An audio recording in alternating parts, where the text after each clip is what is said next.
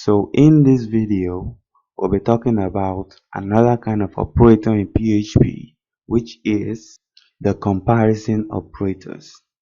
Now, as the name implies, this operator is used to compare values.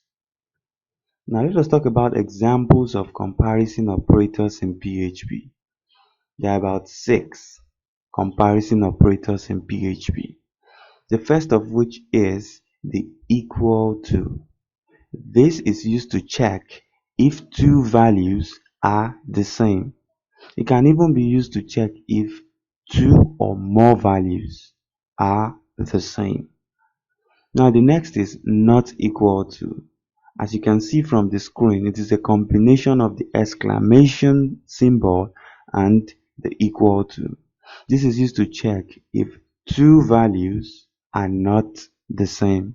It can also be used to check if more values are not the same.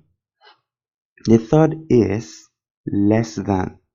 And just like the name implies, it's used to check if one value has a lower value to the other one. This is used to check mostly numbers. So for example, if the number 3 is less than the number 10, which of course, yes, it is. You can also check if the number 10 is less than 3, which will be false in that case. Now the next is the greater than. This is used to check if one value is higher than the other.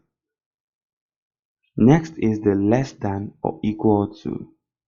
Now this is much more interesting because this operator actually checks if a value is lower or is the same with another value.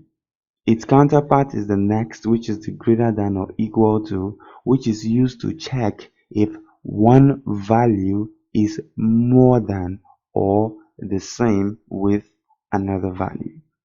So these are the 6 comparison operators we use in PHP. But sad to say, we can't practice how to use them now until we get to conditionals like the if statement.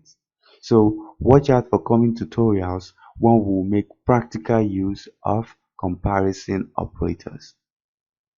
Now we are switching over to the next operator, which is, let's find out.